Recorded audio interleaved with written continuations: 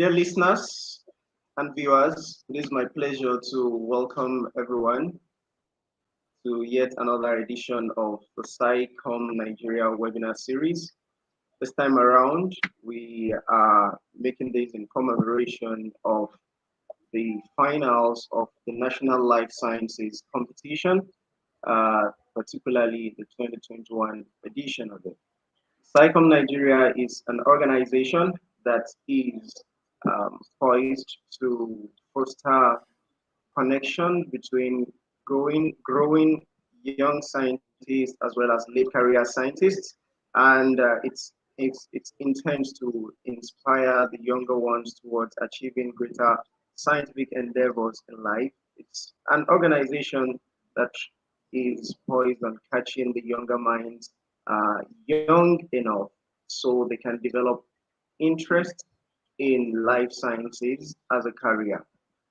So, the 2021 edition of the SciComm NLSC competition was meant to have been concluded in 2021, but due to some challenges, we are right now ready to bring the competition to a successful completion. And in the run-up to that event, the award ceremony, which is coming up very soon, we have this pre-finals award ceremony webinar, which is where we have a talk to be delivered by Professor Abba Zubair, who is also very much with us here, and shall be addressing us on a very beautiful topic, as you can see displayed here. So, to say a bit about Professor Abba before we proceed and before he starts his talk, he is a professor of laboratory medicine and pathology at the Mayo Clinic College of Medicine, and also the medical director of the transfusion medicine and stem cell therapy. Professor Abba obtained his medical degree in Ahmadu Bello University, Zaria, having grown up in Kano, Nigeria. And because of his passion for science, this took him to Sheffield in the United Kingdom, where he obtained his PhD in cancer immunobiology, followed by a postdoctoral fellowship that he had at the University of Pennsylvania in the US. And this he had on a project involving the use of recombinant Neisseria vaccines for human papillomavirus related malignancies. This vaccine has gone through several trials, and Professor Zubair afterwards furthered his training with a clinical residency at the Hospital of the University of Pennsylvania in clinical pathology. There he had a fellowship in transfusion medicine afterwards at the Harvard Medical Center in Boston, in the United States. And then he had another master's in clinical trials and principles of drug development at the Harvard University and MIT. So he's currently a consultant in transfusion medicine and a professor of laboratory medicine and pathology at the Mayo Clinic College of Medicine. So in 2017, in a bid that allowed him to combine his childhood passion with medicine, his work on the impact of gravity on stem cell biology was one of the only three in the United States that was selected by the Center for the Advancement of Science in Space, and as cases, and the National Aeronautics and Space Administration, NASA, to be conducted in the International Space Station. I'm sure you find that interesting. So at the launch site, Professor Zubair said, and I quote, "My feeling is a piece of me going to space." So this makes his research able to explore how stem cells could be stimulated to grow faster so that they can be used to treat illnesses. He hopes that the stem cells sent to space would grow faster and therefore facilitate stem cell therapy for diseases. I'm sure you are no longer surprised why he's giving us this talk titled Think Big, Start Small, and Act Fast. So, although stem cells could be used for many applications, Professor Zubair's particular interest is in using them for treatment of stroke and related disorders for reasons that he considers personal.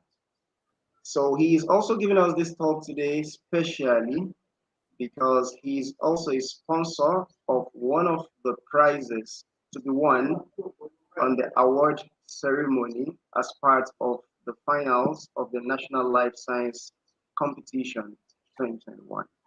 And this prize is the Professor Abba Zubair's Prize in Multidisciplinary Innovation. Without further ado, we thank Professor Abba Zubair for joining us. And you have the floor, Prof, to start your talk and give us the presentation. Thank you. Yeah, thank you so much. This is really a fantastic opportunity.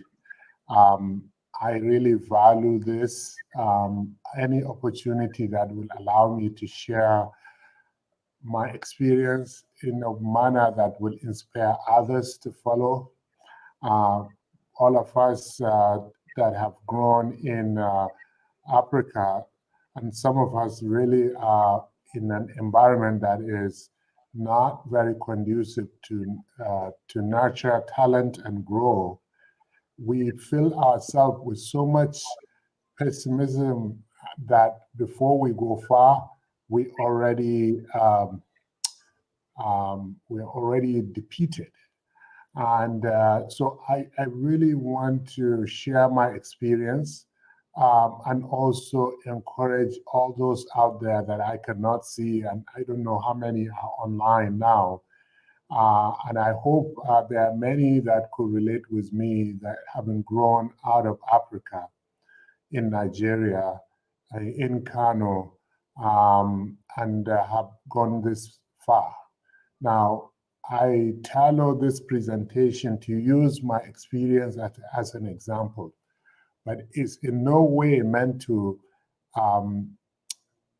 tell a story about myself. My idea of using my story is for you to see yourself in it and learn and borrow and take your own path. You as an individual have to set your vision, your aspiration, and your goal, and what you want to do with your life. So do not think either my pathway or anybody's pathway needs to be followed, needs to be replicated, but you actually have to design your own path. Having said that, it's always good to look at others and learn from them, and that's really the goal. I am so fascinated by things around me right from the as far as I can remember. And I could imagine what the world is about, and when I look at the sky and what exactly, how big it is, and I'm sure you all do that. And as some of us are quite fascinated by the things around us and we want to do more. So the first thing I encourage you to do, and that's how I come up with this title, is to really think big. Now, thinking big is a relative term, right? What is big for you might be small for somebody else. And big is always thought to be in terms of size, but size also is relative, and big may not necessarily be size. It might be big in terms of quality, big in terms of ability. There's so many things. So it's only you that can define what is big to you. And the key, again, is to really, even though no matter how big you think, you can start, and you should start small and build on it. And that's where the third part of it is act fast. And again, acting fast does not mean go fast. It's just to take action quickly, make decision based on your circumstances, based on life situation, based on results of what you have just completed and tried. So that is the preamble. Now, the picture on this slide, you can clearly see highlight the the analogy of what we mean by big. Obviously, if we are on this as if you are like me in Africa, in my local city, um, big might be the size of my city. It might be the size of my country. It might be the size of the whole continent or the size of the whole universe. Sorry, the size of the whole earth. And this image show actually relative to other planets and specifically relative to our sun, as you can see, the earth is really small. And therefore you may think your horizon has gone far, but you don't really know until you know, right? And this image also shows, since our sun is huge, but really, is it huge? You can see this on this image. The sun is so small; it's like one pixel. You cannot even see it compared to Betelgeuse or Antares. I mean, and it just keep going. We can even go farther out, and maybe this giant stars might be short. And that's why your imagination should not be limited, and you should go as far as you want. Now, I said size may not really matter always. It's not about just how big is it. It's also the quality, or it could be the strength of things. I don't know, some of you would know this image is the image of a black hole. The first time it was taken was in 2009. We theoretically know black hole exists, but we don't know how it looks and whether it is even a reality, but it is. Black hole is not about its size, but is the strongest thing that you can think of in this universe, because even light cannot escape it. So everything that goes in just gets sucked into tiny minute, and it can suck in planets, stars, whatever you can think of. And there are several black holes almost in every galaxy. There are a few, and they are there for a purpose, to balance things and keep the order of the universe. Again, this talk is not meant to be about space. For the obvious reason, I'm quite fascinated by space, but I just want to make sure you understand the point I'm trying to make, that everything is relative and it's not just size that makes things big. And you define what is big for you and pursue it. Now, early on in my career, I was faced with a choice. My passion, as you have seen, is space, and I wanted to be an astronaut. But I am being grown up in Kano, Nigeria. My career advisor said, "Hey, Abba, you probably need to rethink your plan, because being an astronaut like this lucky ones that are born in US and are very privileged to be astronauts, it may not be a reality for you. So you better take something that is more real." Now, that doesn't dissuade my passion of being astronaut or going to space. It all just kind of remind me I need to strategize and do what is more practical. But that doesn't take my interest away from space. So the choice is be an astronaut that is not even offered in the country I was born, or be a doctor, and I chose to be one. But as you can see, as time goes on, eventually I gravitate back to my dream, my passion, and you should never, let anybody dissuade you for what you can. For some reason, miraculously, things do tend to happen. It's just a matter of time. Now, as was nicely introduced, by Rohan, that I, after medical school at Hematopoietic University. I went to Sheffield, and I chose a path towards cancer because why I thought cancer is big, it's a big problem of the world, and we don't have a solution. We don't have treatment.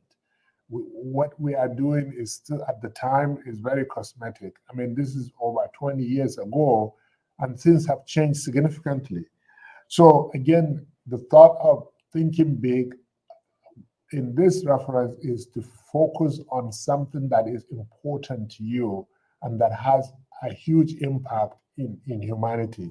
And that's a worthy cause to pursue. You'll find that you're happy. So I get involved into studying the trafficking of cancer cells in an in vivo model. We were looking at lymphoma cells and seeing their behavior and how they traffic to different organs.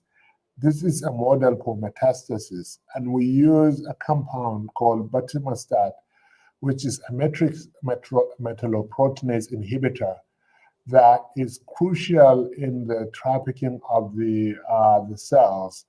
So when you block that, it does inhibit the homing of the cells in some organs. And this is the paper that we published then. Now, as my career progressed, I got quite interested in this. At that time, it was quite a novel idea that the concept that in a cancer, not all the cancer cells are created equal, that only a few of them are actually able to give rise to more cancer cells or able to metastasize. So only a subset of cancer cells have the properties of a stem cell if you take the concept of stem cell like a normal tissue stem cell. So I got fascinated by that. At that time, there were only few groups that are studying tumor-initiating cells. This is what is coined cancer stem cell. It's still a vague term that some they said, well, yeah, those exist or not. The first step is to really identify a marker for those cancers. And I'm one of the pioneers that study colon cancer, and we identify CD133. But other cancer stem cells for like acute myeloid leukemia, breast cancer, tumor, brain tumors, and lung cancer, they all have been characterized. So the idea is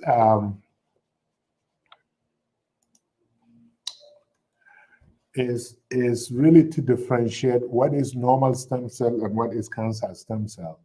They have shared characteristic in the sense that most of stem cells are resting. They are non-cycling, meaning they're not rapidly divided. They only divide into two daughter cells. One daughter stay as stem cell, the others rapidly proliferate and differentiate. And that is shared well with cancer as well. The cancer stem cell, not a lot of them. It's only a small fraction. We're talking about from 1 to 5%. Just like in a given organ, about 1 to 5% are actually normal stem cell. So that is quite a similarity. Most of them are, again, non-cycling, so they are in G0 of cell cycle. Those of you that are in the biology field. They all, both normal and cancer stem cell, possess spatial transporters. This is a pump that the cells have that allow them to exclude toxin so that it doesn't damage the stem cell. Because as you know, the stem cells are the seed in any given organ, or the same if you're thinking of cancer, is the cells that maintain the hemostasis, the organs function, so they have to have spatial protection. So both normal stem cell and cancer stem cell have this family of transporters that we call ABC transporters, and it allows them to exclude toxins, including chemotherapy. So expression of some of these transporters make this cancer stem cell resistant. And so they become chemo resistant.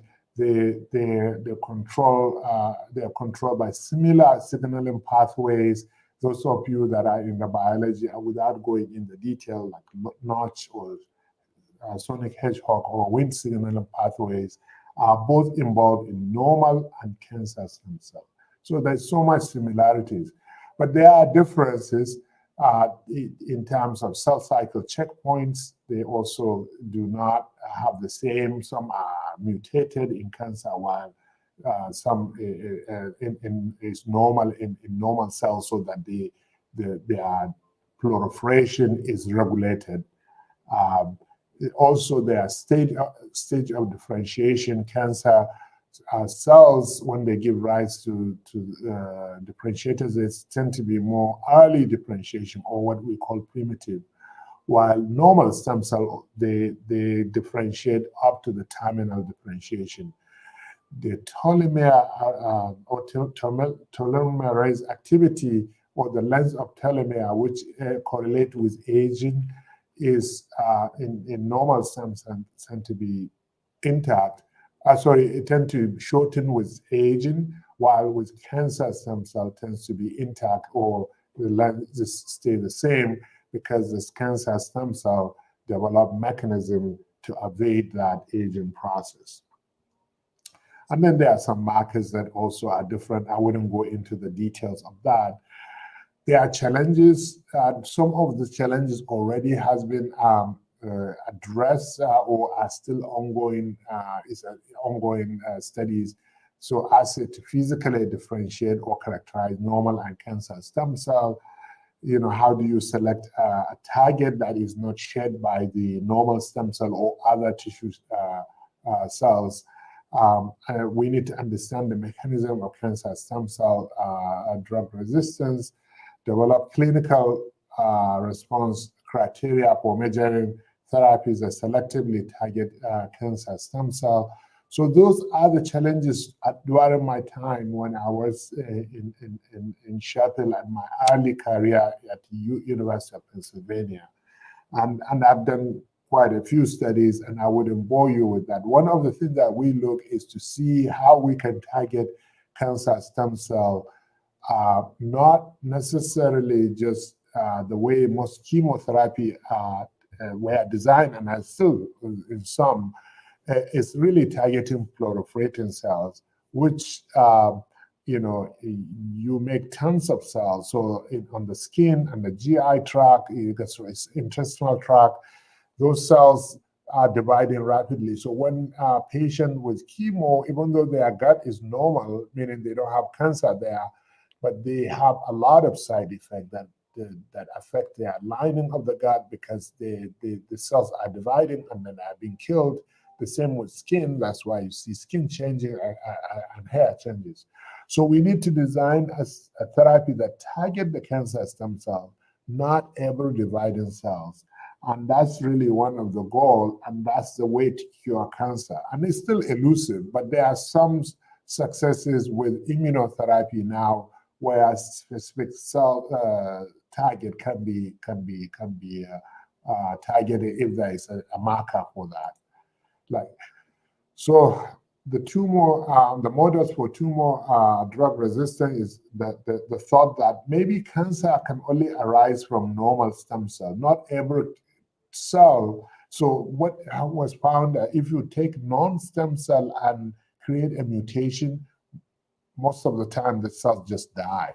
But if a mutation happens in a normal stem cell or a stem-like cell, then you get cancer. So it's still not clean. I mean, it's not well proven. There are cancers that fall in this model. There are some that don't. And then the concept of, if you have a tumor, is only a few cells are actually the cancer-initiating cells. So after chemotherapy, the cells are becoming refractory, or you are inducing even the normal cells to become more cancer-like, cancer stem cell-like, and therefore you end up having relapse. Meaning, the chemotherapy may be contributing others non-stem cell to convert into more stem-like. And then there's what we call tumor escape mechanism, where you get the primary tumor and some cells just escape and go to another site as a metastasis and develop new tumor. And this is a global model that a lot of thousands of investigators are looking into that. I also, again, like I said, you need to think outside the box. You need to embrace novel ideas. And during my time, this is quite early on, cancer vaccine was quite a novel idea, and I jumped into it. And we developed two recombinant Listeria monocytogenes that overexpress a human papillomavirus oncogene that's called E6 and E7. And in this paper, we focused on E7, and we showed that it can induce tumor regression. And as was introduced, this vaccine went through clinical trials, and unfortunately, it didn't get to final approval because of some technicalities. And there are a lot of products that end up dying along the process. It takes about 10 years to take an idea from the lab to patient. And even one patient having a serious side effect can kill a very good drug. And that's why now one of the buzzwords is individualized medicine, where things are just targeted to that individual. I also got interested in trafficking of hematopoietic stem cell. This is an image from Genzyme animation. This is a capillary in the bone marrow, and this is a bone marrow. And usually you have, osteoblasts, and then you get the hematopoietic stem cells, which are marked with CD34. They do express CD34. And they stay where they are because they are quite sensitive to stromal drive factor. It's called SDF1, because they have a receptor for it called CXCR4. So if you block the receptor, and there's a new drug called fluorexafor that inhibit the interaction between SDF1 and CXCR4. By just doing that, that enables hematopoietic stem cell to migrate into the capillary and get into the circulation. And one of my clinical responsibility is to collect stem cell for bone marrow transplant. I'm part of the bone marrow transplant group. So we've done a lot of studies studying hematopoietic stem cell, how they home, what are the factors that enable them to engraft. And again, this is all thinking big, thinking how you can impact humanity in a big way. Now, as time goes on, and as you can see, career evolve. As I get into more stem cell, especially normal stem cell for bone marrow transplant, at the time, regenerative medicine is evolving.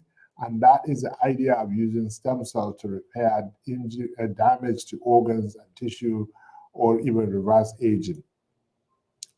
But we have a dogma. The dogma is that all tissue and organ are derived from stem cells, which are retained through life to participate in repair. So, and those stem cells are just unique to that organ. So hematopoietic stem cell give rise to blood cells. Liver stem cell give rise to liver. There's no cross coverage. And then the stem cells are restricted to their tissue of origin. And the whole organ development is really based on the germ layers. Those of you in the biology, you know that we have 3 germ layers.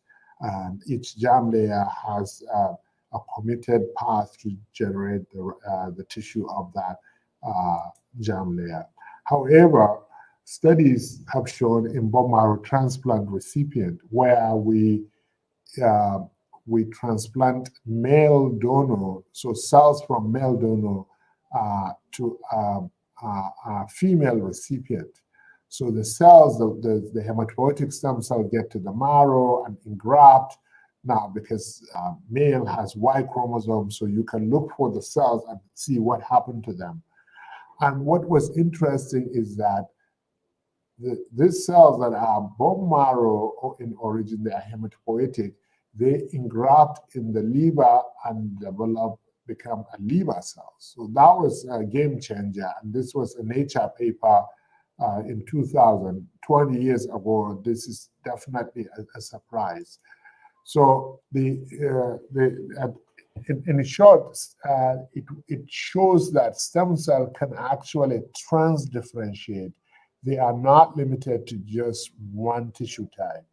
And if you think about it, in every given nucleated cell, all the genes that are needed to make a human being are in that cell. Every cell in your body has all the genetic code needed to make any cell type. The only difference that make, let's say, a heart muscle cell versus a skin cells or blood cells is because some genes are activated, some are suppressed. And so those of you, again, in the biology field, you will know that later on we identify even you only need 3 key genes to really transform a cell from adult matured stem cell to a more stem cell-like. Sorry, from adult matured differentiated cells. So you can take a skin cell, which is not a stem cell, and reprogram it and make it into stem-like. And this is what we call induced pluripotent stem cell. And this, they have potential to give rise to any tissue or organ in the body. So that was quite interesting. So I got interested more and more into stem cell and using stem cell in regenerative medicine. The biggest challenge, as I mentioned earlier, is how stem cells are so limited in their quantity. So in my business of harvesting stem cell for bone marrow transplant, I know there are individuals, because of their disease, they don't have enough stem cell, and they don't have the luxury, especially in minorities like us, to have a donor, because most of the registries are mainly Caucasian, not Africans. There are not as many Africans in the registry to find donors. I'm talking about unrelated donors. So it's so hard also to grow and expand stem cells. So on that premise, I said, we need to do something that is out of the box thinking. How about what is one thing that is present everywhere that maybe is suppressing the stem cell from expanding?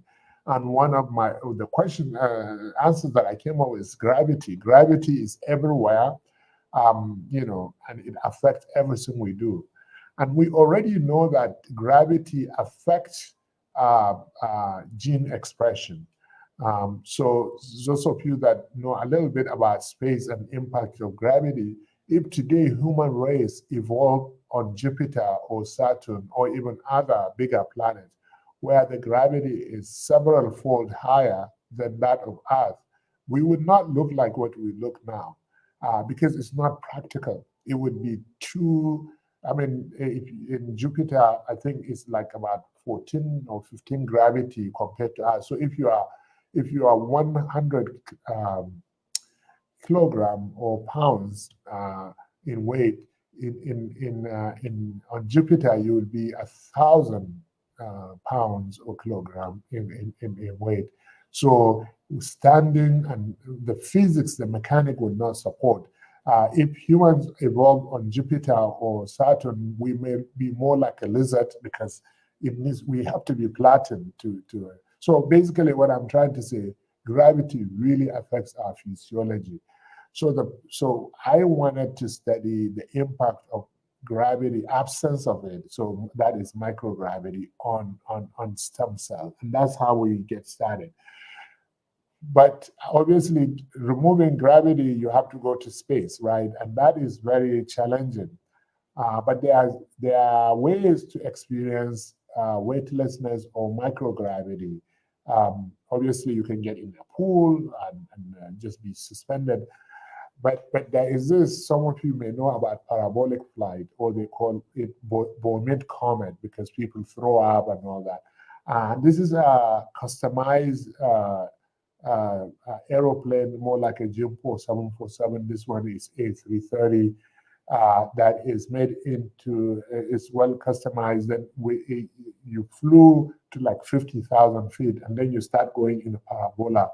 If you are in a plane, looking at a plane that is going through a parabola, you may think the plane is just falling out of sky. So you go into that. So I signed up to do that, and it was a wonderful experience. This is usually they start with 1/3 the Earth gravity, so they can calibrate the parabola in such a way that you mimic the gravity on Mars. And this is us in there, and you can see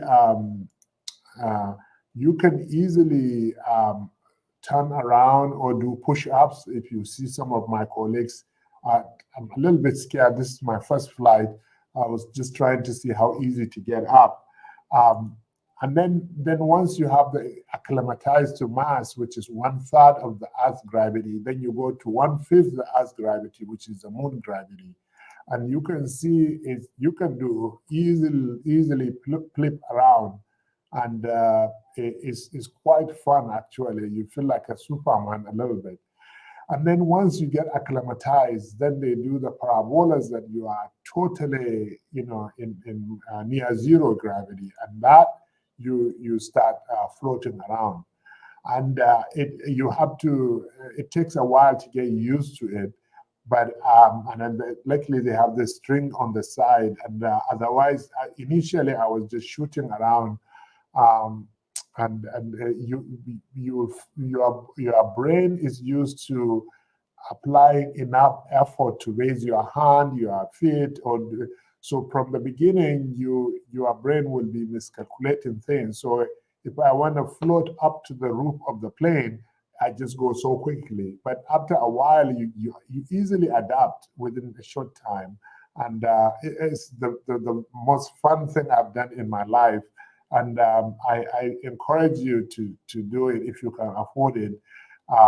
But anyway, I was having fun, and right in this bag that you can see on the side, I have my stem cell in culture. I took some mesenchymal stem cell, which some people don't think they are stem cells. They give rise to the stroma. Mainly, they are mesenchymal stem cell give rise to bone, fat, or cartilage. And they can easily be grown in the lab. And here we show that actually the ones that I did this parabolic flight, they seem to have more adaptogenic differentiation compared to osteogenic differentiation. These are the control line. These are the actual staining, looking for expression, alanine red. We look at the hematopoietic stem cell as well, and we see the number of CD34 positive cells also increase. We also see the differentiation of the CD34 to be more skewed towards myeloid, T and myeloid cells are decreased. So at least give us some sense that gravity does have an impact on the stem cell. And then finally, after many years, I got the real opportunity to have my project be flown to the International Space Station. And I had Peggy Whiston here, one of the astronauts, to work on our project. This is her working on the project. So once the experiment was completed, even while they are growing at the International Space Station, we got some imaging beam down to us so that we can analyze the growth characteristics. So we took hematopoietic stem cell, we took leukemia stem cell, leukemia cell line, which really mimicking leukemia stem cell, and then the mesenchymal stem cell that I mentioned. And you can see, it's hard to see, but the leukemia stem cells, leukemia cell line, the growth is more different under microgravity at International Space Station compared to the ground control in our lab. And also we see some of the differences in terms of the size of the cells at space station compared to the lab. It's hard to see the hematopoietic stem cell. So after the experiment was completed, the payload was sent in a return capsule. This is a return capsule, and that landed in the Pacific Ocean, and it has a tracker, and they push it out and send it to our lab for analysis. And the first thing we did is to really characterize the cells and see, are they still alive? Have they grown compared to the control in our lab? So the viability is reasonable, but you can see this leukemia cell line, the viability is very poor. While the hematopoietic stem cell and the MSC are reasonable above half, but it's less. Some of it is a technical thing on how the cells were actually cryopreserved, and the growth rate is much more prominent in the hematopoietic stem cell, but it all depends how the cells are preserved. There are so many technical challenges, and I wouldn't bore you with the details. But clearly, we see a decrease in the cancer growth. We see some increase in the MSC, but this is within the standard error of the mean. So we check the identities. One of my friends was like, "Oh, did you bring back real cells, or are they aliens? They all transform into aliens." I said, no. This is they look as normal as you can think. The identity is no difference. The markers and all that. We also look for their effectiveness. We focus on the mesenchymal stem cell. These are all the cytokines that have been released, and how the duration that they were in space compared to the ground control. And we see remarkable changes in some of the cytokine. We also did chromosomal analysis to see whether there's any evidence of transformation. That's one of the markers. When the cells become abnormal, their number of chromosomes become abnormal. Everything is comparable between microgravity and space, so that's pretty good. And then we see whether they transform to become cancer. So we did this tumorigenicity assay. This is the control. We are looking for tumor growth like this, and you can see both the negative control, the ground control, and the microgravity, the ones that travel to space. There is no tumor, so there's really no transformation.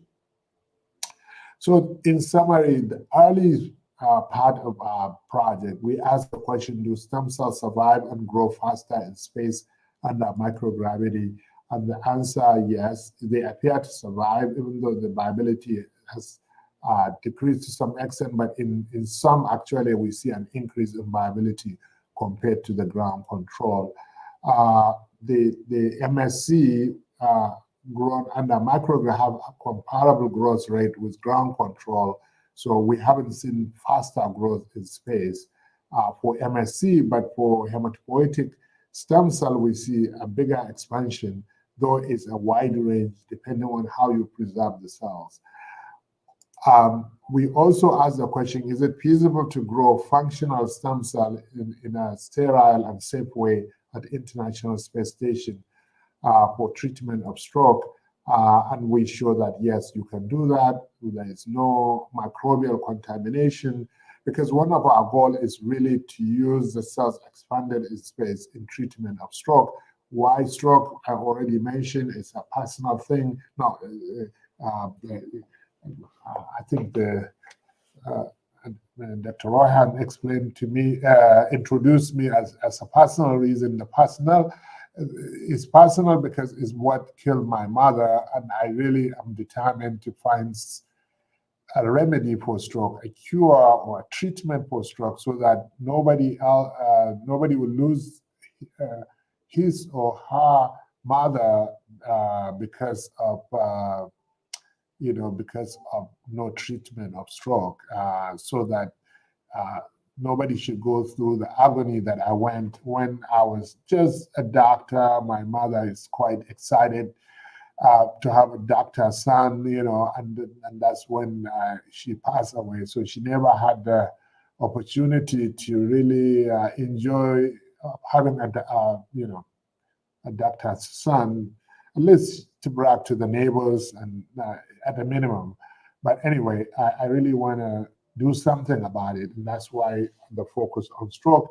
And at the time, we already have a clinical trial uh, using earth-grown mesenchymal stem cell to treat stroke. So we wanted to see if we can enhance the potency by growing the cells in space and then bringing them back and use them in patients. So really the question is the feasibility of doing that. That was the first flight that we did.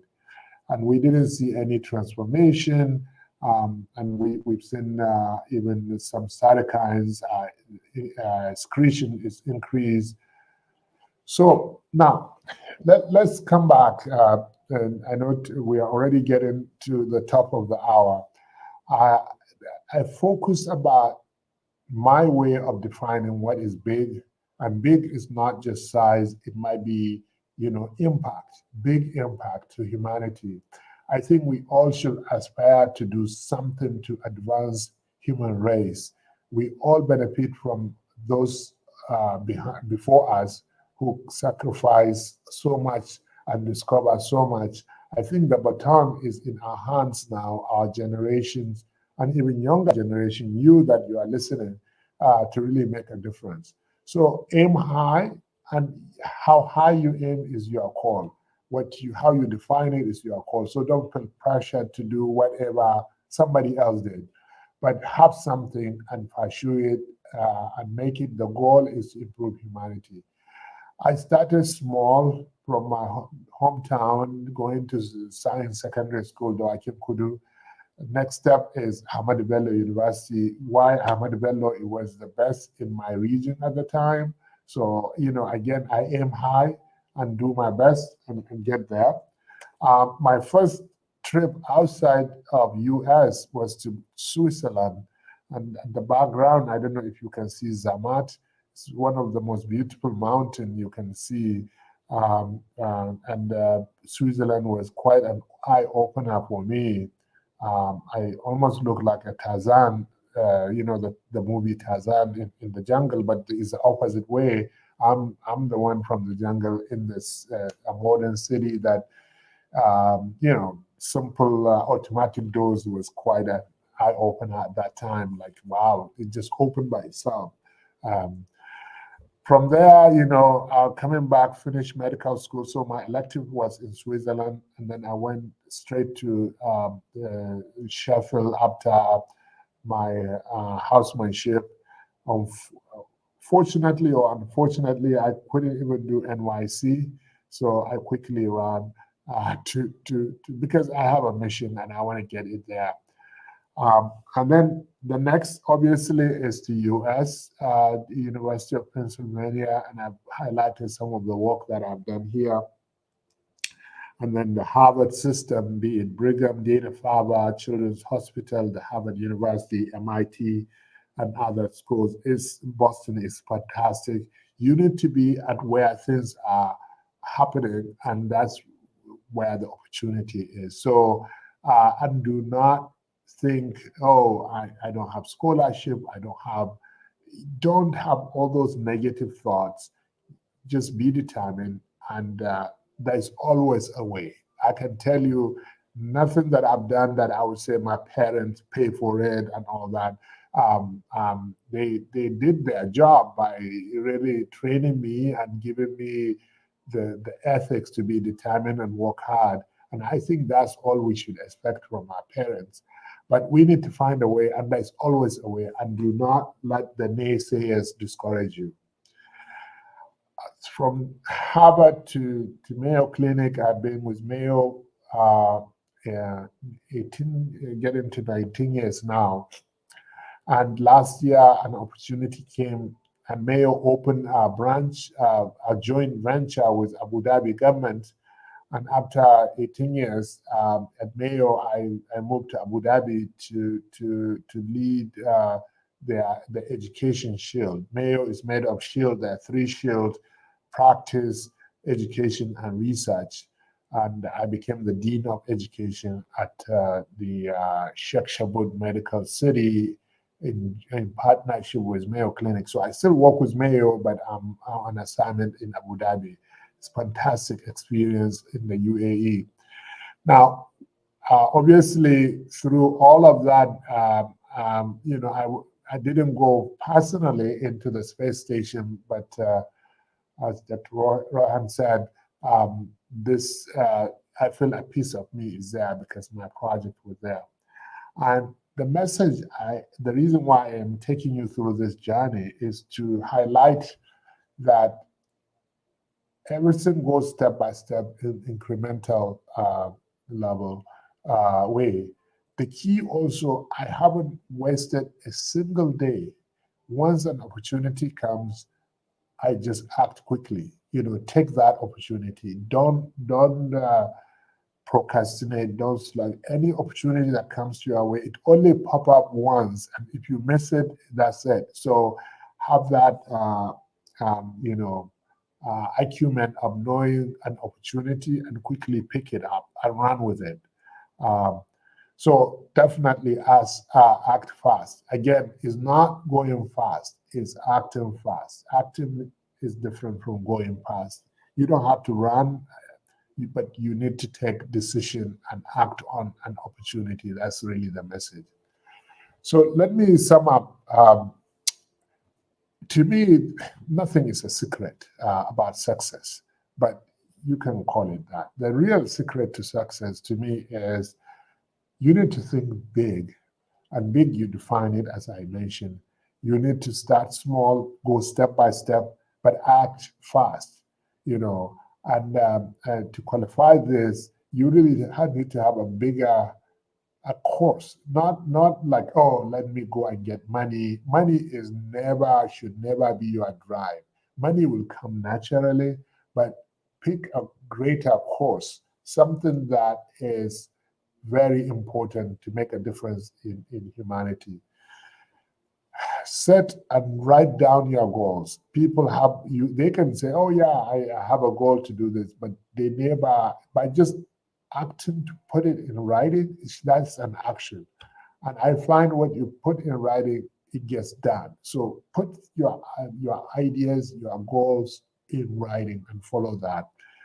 Stay positive and believe in yourself. Do not let the naysayers discourage you. Just so that you know, everybody, this is a natural instinct. Anybody you come with a great idea or out of the box thinking, you say, hey, you just come and say, I just want to go to the moon. The natural instinct, even your best friend, they will say, well, do you have a rocket? Do you have the people just want to tell you the obstacles, and they're not doing that not because they don't like you. They are worried, they are concerned. You're gonna fall down. So those are all negative thoughts. So you need to stay positive, and also you need to stay focused, because you set your goal, you become determined, and pursue it, and do not let people dissuade you. Now, it's not like you don't listen. All those things that people are mentioning are not, they are things that you need to factor into the equation. Yeah, you don't have a rocket, then the question is, how do you get a rocket?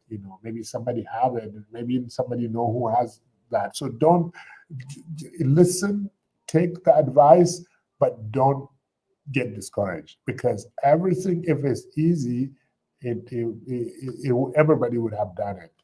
And the more great your idea is, the more it may sound laughable. I always use the analogy of, when the Wright brothers are thinking of developing an airplane, and they're telling you could just imagine they are just telling their president, like Market Square or something, say, hey, we want to fly like birds. People laugh. They say, you really? How do you have a wing? How do you do that? So it's always for me, when I hear people laugh or say, oh, why that? I mean, people say, space? Why do you need to go to space? We have problem here. Well, we can go to space and see our problem in a different perspective and solve it.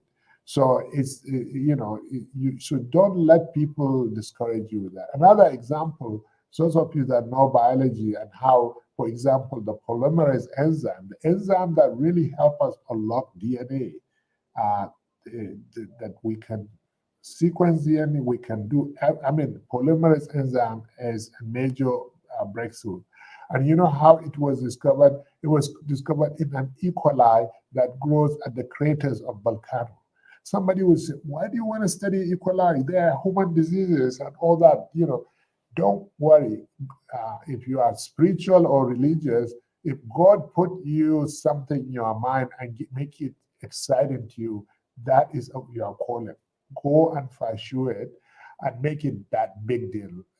What you think is a big deal, somebody else may not. But to you internally is that don't change that. Don't let somebody belittle you, or that's what your passion is. And always pursue that. Another key thing is associate yourself with the right people, right friends, right mentors, because they are the ones, they are your cheerleaders, they are the ones that cheer you up in good time and in bad time. And a good friend is somebody who listens to your aspiration and advise you accordingly based on your interests, not based on their own thinking or their own interests. A mentor is supposed to nurture you and guide you also based on what you really want and what makes you happy. And nobody can define that. You are the only one who can do it. So I will stop with this recommendation of books that I read when I was much younger, right from, I think they were The Magic of Thinking Big. Either I read it when I was in medical school, or is really far out. These are old books. The Magic of Thinking Big, How to Win Friends and Influence People by Dale Carnegie is a fantastic book. And then I throw in this, the whole idea about, think big, start small and act faster, is kind of construed by a team of Mayo Clinic physician. Jericho Perugia is our chief executive officer, one of the greatest human beings that I know, very fascinating. And he's the CEO. He runs a research lab. He publishes. He does a lot of fantastic things. So listen to great people, what they are suggesting. Again, nothing is absolute. You take what they presented in their books or directly as mentors and use it for yourself. So I will stop, and I don't know if there is opportunity for questions, or you can definitely email me. I would be happy to respond to emails as well. So thank you so much.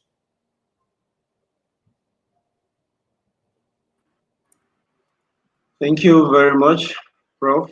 That was inspiring as always. Thank you very much for the presentation. It's always very wonderful to listen to you. And like we rightly sensitize the audience, it's a talk that is going to give yet another chance, to think big in line with the topic, and start small, and of course acting fast. So we thank you very much for the presentation. So we'll look at your time as well, and we'll just take a number of questions. We have a number of comments already, and everybody, attesting to how wonderful that presentation was. Let me start with a quick one from Zaid Muhammad. He's asking, how would you summarize the importance of conducting research on microgravity, stem cell and microgravity? Why do you think research in that line is important? You have highlighted the importance all through this presentation. So if you were to summarize that, what would you call the main importance of that? Yeah, actually, To me, the main importance of this is that because gravity is like a blanket, so it's everywhere and it's affecting everything. So if you want to see things that you were not able to see, one of the way is to take it out. It's like removing the blanket and see more thing in a different way. So yeah, so gravity research or going into microgravity is important because it allows us to see things differently than what we will see. So it's like there's air everywhere, So if you want to see how things are without air, you have to take it out. So the same thing, gravity is everywhere.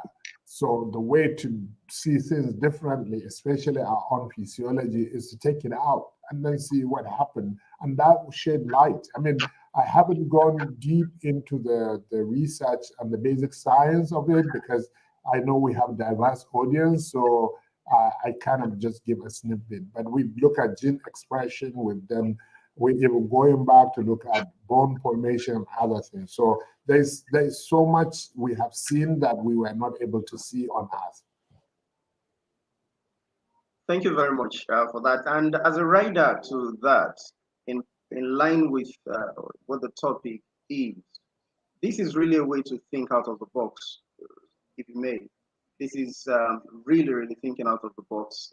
If you look at your research trajectory and your efforts in total, one would expect there to be a lot of limitations based on facilities, especially looking at your background. Now, when we have some people who are currently doubting themselves right now, perhaps amongst the listeners, who feel that, first of all, talking about stem cells, how much more to now bring in microgravity and all of this, who think that it may be impossible, right? So, what would you cite as examples of those ways to start small? You've highlighted a number of these, but what would be your advice to people who are challenged based on facilities and their background? How would you encourage them, citing a few examples of how they can start small and not feel negative, staying positive, like you said? Yeah, so I can give one.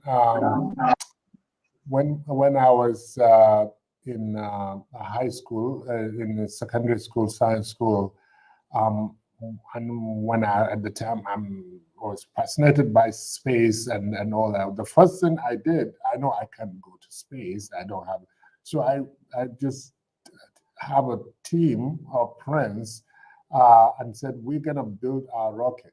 I mean, somebody will. I mean, we are in secondary school. And truly, we designed the rocket, and I went to my local blacksmith, who usually make boxes for one of those metal boxes, and tell him we need the rocket. He laughed. I said, okay, he worked with corrugated metal and he bent it. He made more like a funnel and make a shape of the rocket, and it was about as high as me at the time. I mean, almost 5 feet. And yeah, I took it, I put it in a sack and went home. And you can say we are kind of wasting our time, but no, we studying how the rocket was made in a scientific way. It might be just reading some physics books. So my point is, when you are passionate about something, look at the resources in your environment, no matter how little they are. Start something.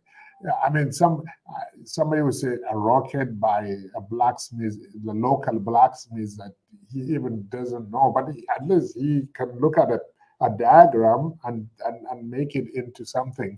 And I have somebody who was very good in electronics, and he made this crystal radio. It's a radio without battery. It uses series of transistors and capacitors. You don't need a battery, but you can get signal. And we said we're going to put some radio message in it. I mean, you can say it's a kid's play, but you use what you have. So the other thing is just opportunities come even where you are. It might be a presentation about something you care about. It's just to show up, and be there and sit in the front, ask questions, be engaged. Those little things make a huge difference, and it may look silly or not much, but that's what we meant by steps. You are interested in you can say you want to know about marine life. There is a lecture about marine life or fishery, but you are the first to be there. You sit in front, you take note, you track the speaker and talk to the, those are the things that they are small, but it gives you connection. It opens your horizon. That's really what it means to start small. Yeah, you're muted.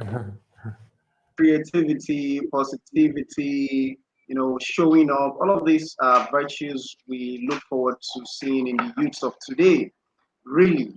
And this makes me have to ask you, because looking at the societal trends, especially in this part of the world, and I think it's actually global.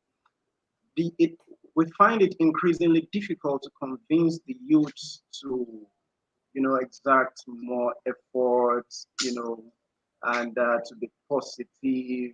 And particularly when you mentioned not making money your original goal, that's something quite hard to convince anybody about today, especially the youth. So one would wonder, are you able to say this because you are from a rich background, and then you probably do not have, I mean, money is not so much of your issues, so how are you able to believe this, and how do you think this message can be sunk into the youth, to not make money the first thing? Yeah. Yeah, no, I think the key, sorry, there is echo. I personally, I mean, everybody wants some money. Money, though, is just a tool. It allows you to do things. I can tell you one of the needs of humans. So there are studies that look at the basic needs of human. Money is not one of them. What people crave for is recognition, having meaningful things in life. Look at what exactly is fundamental. If today you are given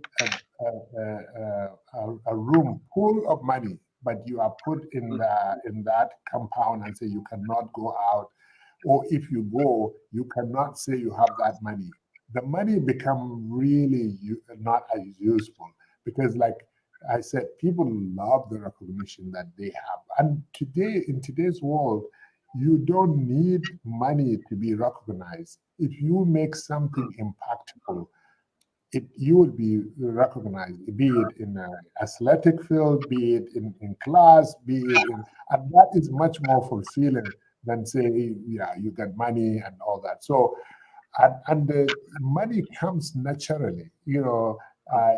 Most superstars, if you ask Michael Jordan or anybody that you can easily name, their drive is not the money they will make when they become superstar. It's just they are so passionate by what they do.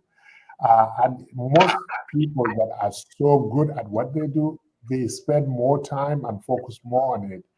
And I can tell you, I can pay money to be allowed to do what I do. Meaning I can pay somebody to, so that's how much I care about what I do. So having said that, you need money to do things and go places. And I want to be practical, especially when you are looking for, school scholarship. The internet has made things a lot easier. During our time, there was really no internet. So, and things have to be manual. You go to British Council, you go to the American Information Center, and get some materials, magazines, or list of scholarship organizations. So those are the things you need money to allow you to achieve what you want, not as just say, yeah, let's go and make money and that's all. You will be surprised. Remember, money is paper. It's nothing but paper. It's like an agreement or some kind of a bond.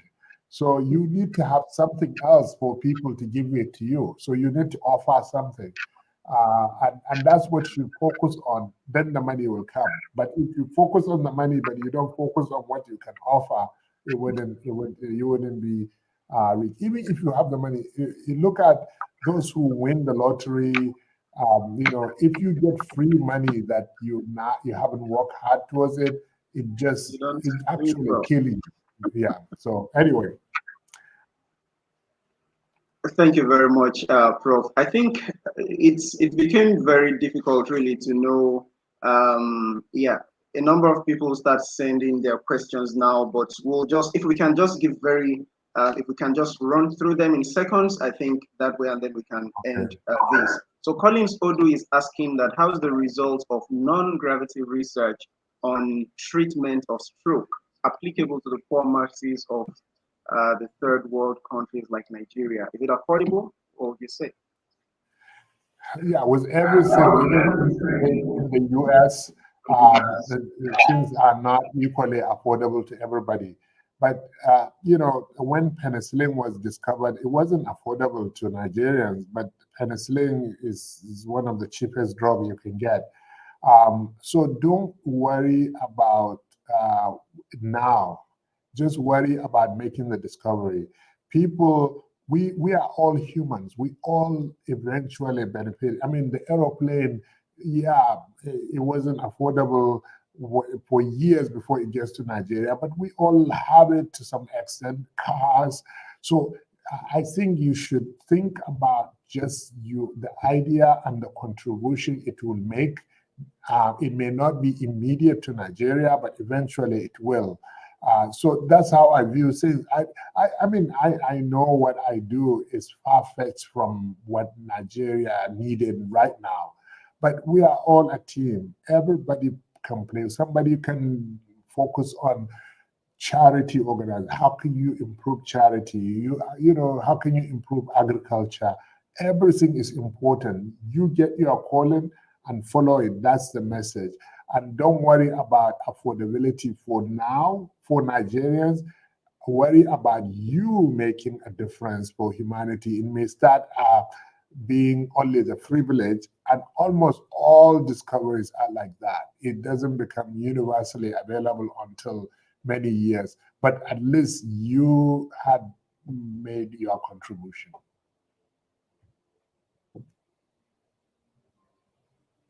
Yeah. Yeah, sorry, you muted. Yeah. What's the impact? Yeah, I cannot hear, sorry.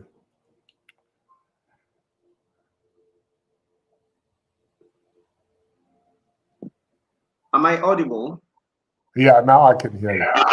Oh yeah. So Olagoja Abdurrahman is asking that what do you think about time in pursuing one's dream? This is something you have mentioned earlier. So is it a factor to be considered? Yeah, time is a factor. It is you need to be realistic and you look at the your goals but having said that, I don't think it depends on the context of the question. If you are talking about, oh, I'm too old, therefore it's too late for me to do it, that is never too late. And you would be amazed. You can still pursue your dream, whatever it is. Now, as you can see, I wanted to be as an astronaut. At the time, that is not available in Nigeria, so I had to take a different thing. But that doesn't change my aspiration. So always is an issue. The other thing about time is how much time you have for yourself and time for preparing for your goals, and that is very important. We get distracted either because we are working, so we have to earn income, or at home we are distracted by other things. So one thing important about time, you really need to have time for yourself, time alone, time to walk by yourself, because a lot of good thinking comes when you are not clouded by things, whatever that calm you. Some people, I even no longer like to put like headphones when I'm working. I go out working at night. Sometimes I go running in the morning, and that's really the time most of my thought comes through. So you need time for yourself, of course, time for your family, depending on what stage you are. But do not let time be something as an excuse to say, oh, it's too late. It's never too late for whatever you decide to do. Just go for it.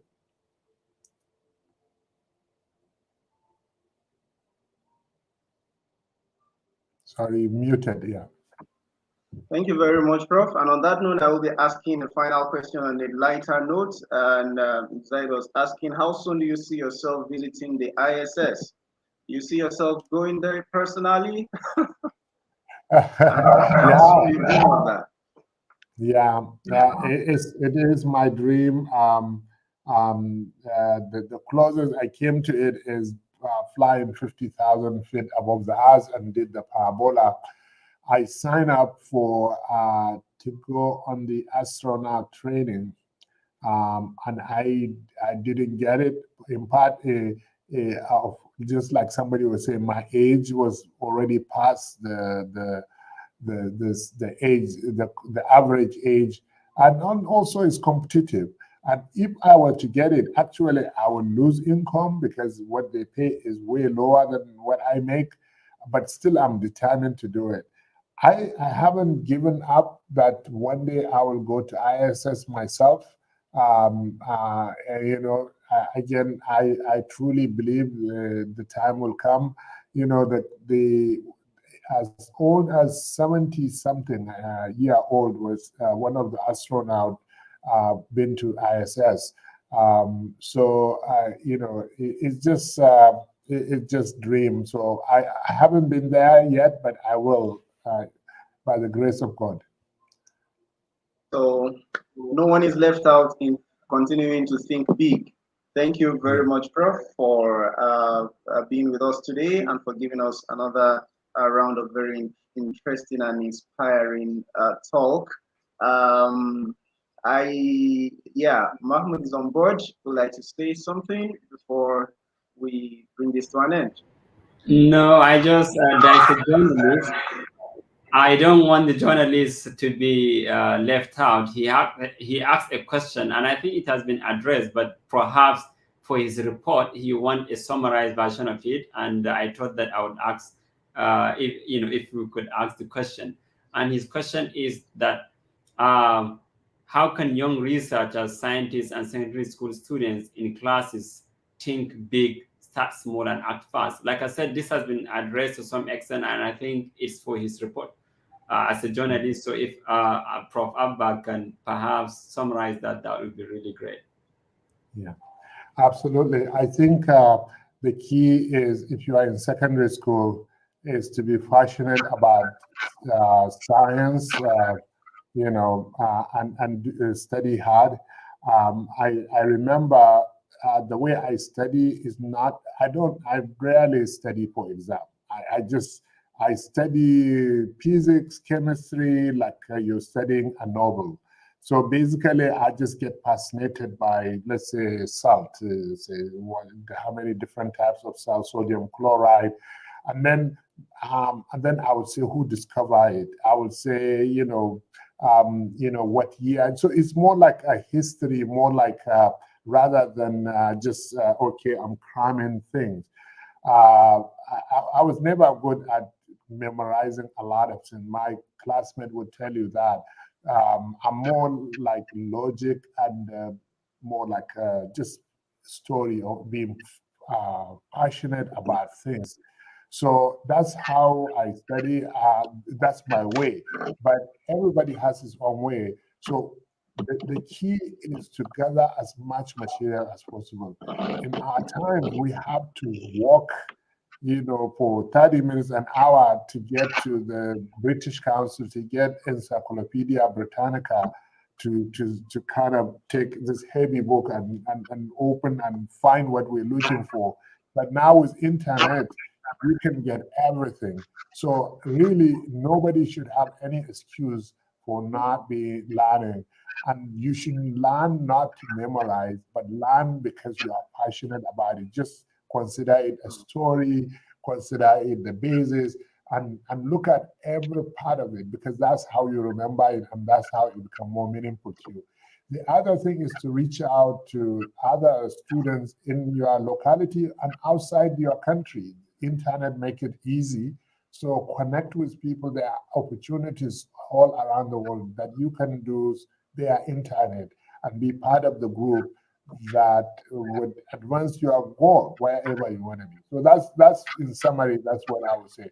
The thinking big is to go a bigger horizon beyond your school, to your country, to even outside, to the whole world. The starting small is just, like I said, read about something, be passionate about it, and build on it. Acting fast is key. Take actionable thing, list what you need to do and take an action on it. So always write it down and then take the action. Thank you very much. And I see that's in line with the 5 points that you mentioned, which help to eventually achieve this goal. Holy Boy Timmy was trying to ask about this financial aspect, and I thought we could just have you chip it in. You've said a lot about money not being a target, but he's asking, how do we overcome financial challenges while trying to act fast? Yeah, I mean,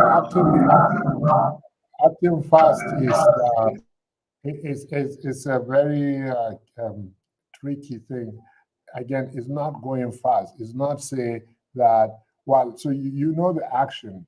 Maybe you don't have the money to go out for a further study, but maybe there are other soft things that you have to do, or there's other alternative. The key is to do nothing.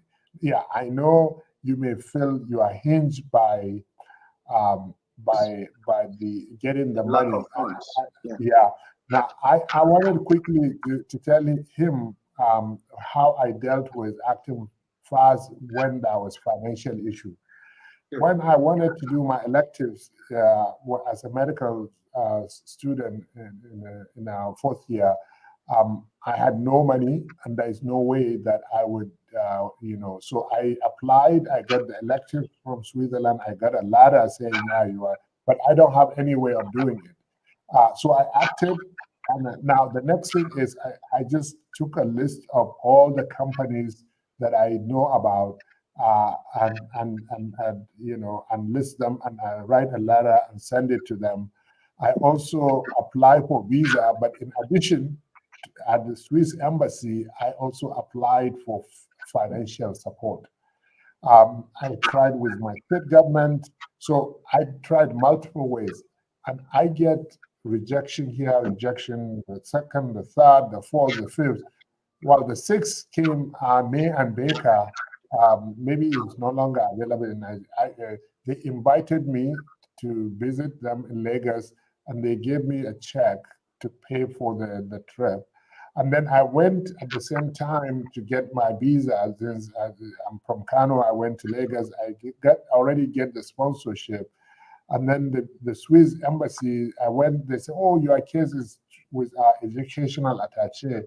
And I was so worried. I was worried not to get the visa. I thought that was a problem. So I was like shaking. And then they say, you have to wait. And when he came, they called me in. I was like, please just give me, because I have, he said, we can buy you ticket and all that. I said, oh, so I end up having like 2 tickets, and like 2, 3 fundings. So my point is, what I'm trying to highlight is that you may think it's a dead end. I don't have money. Now the challenge is on you to look at every avenue, and you have to try. Well, this is where big is. Somebody will say you apply to 10. Well, that's a lot. while 10 may be small for me, maybe 50 is where we're talking about. And maybe somebody will say, you need to do 100 application. All you care is get one. And some of my friends that are privileged, it was easy for them. They have the money, but I end up having more money than them because I had more sponsorship than they are. So my point is, always do not, if you are faced with a challenge, take it on. Take it on with your own creativity, determination, and close your eyes. Don't you say there is always a way, and you're gonna get rejection after rejection. So my motto is, the best is always last. So if I get a rejection, I say, oh, I think the best one is coming. And that's always the case. And I have been right so far. So I'm sure you will be. And congratulations. Yeah, so that's highly, highly inspiring. Thank you very much. And I'm sure a lot of us, old and young, have gotten one very important take home message from this presentation today. And this is, as usual, whenever it is we get the privilege to listen to you. So we thank you very much, Professor Abba Zubair, for heeding our call, and again for being a sponsor of the Professor Abba Zubair Prize for Innovation in this year's edition of the National Life Science Competition. And this is to also inform our viewers ahead that come this Saturday, we shall be having a brief remark from Professor Abba Zubair again as we announce who the winner of the prize is at the award ceremony of the 2021 National Life Science Competition award is. So on this note, we thank everybody for joining us today, and please stay tuned to further activities from Science Communication Hub Nigeria. We hope to continue to bring you further content that will inspire the young and also inspire the old as well in bringing up the young up to speed, like we have Professor Abba Zubair doing and many others amongst us. So thank you very much, everybody, for coming, and we bring the meeting to a close this week. Thank you, as we see you soon. Thank you for coming, bro. And bye, everyone.